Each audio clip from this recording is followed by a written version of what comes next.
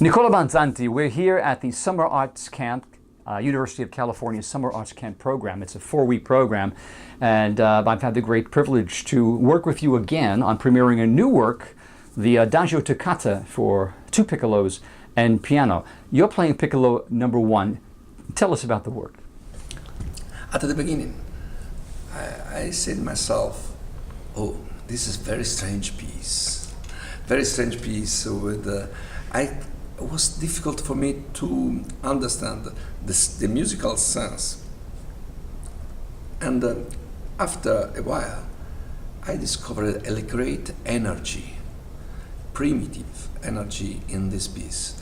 And then I start to understand much better. And the Adagio is a great moment of reflection about it seems to be the similar harmonic situation in most of the parts of the Adagio, and so the piccolo has to describe any details in that movement.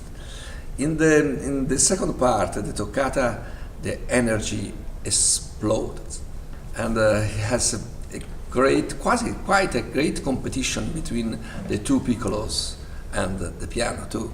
So we will premiere tomorrow, and I'm sure that we will have fun a lot. Let's hear an excerpt from the Adagio portion of this work, if you don't mind, Nicola.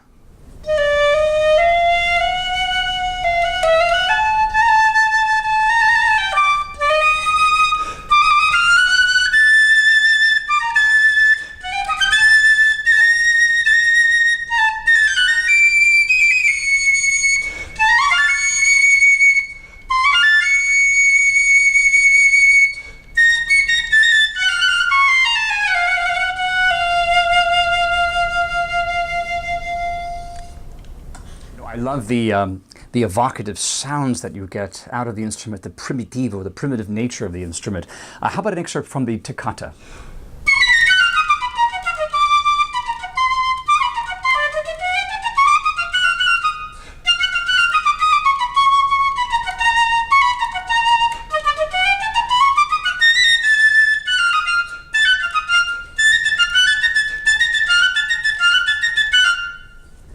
Nicola, as always, at the end of these short interviews, we like to give some advice and some tips to our young readers, our young listeners who would like to prepare this piece in the future.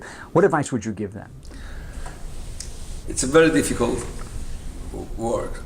At the beginning, you have to practice slowly, to understand any details, and be prepared to have a great articulation, great different articulation. I mean, sometimes it is normal to legato and to staccato, otherwise it's more difficult.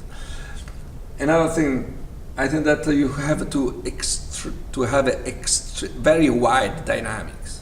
The forte must be very loud, but not forced. Loud and beautiful, open, generous sound. The soft could be very soft. And I like the unfocused sound sometimes, especially in the low register, as this one.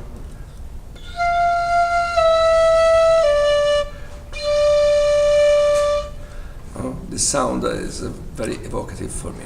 Yeah, again, this primitive nature, the sound that you get. It's Sheridan Stokes wrote a book on special effects for the flute, and he called it hollow tones. There were certain fingerings that almost made the sounds sort of sound like sound without sound. Okay, yes, exactly. I'm curious, how important is vibrato, diversity of vibrati in this particular piece?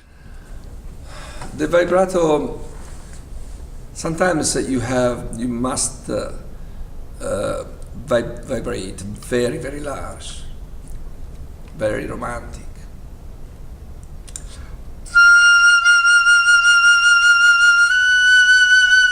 Sometimes a vibrato in the sound.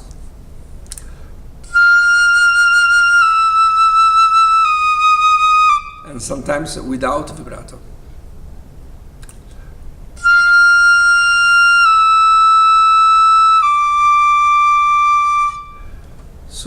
be ready to have a flexible vibrato. Practice the vibrato. The vibrato is not only the net and switch on or switch off.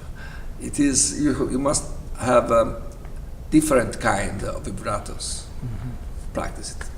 Nicola, again, thank you so much for your time and for being with us today. Thank you, Christopher.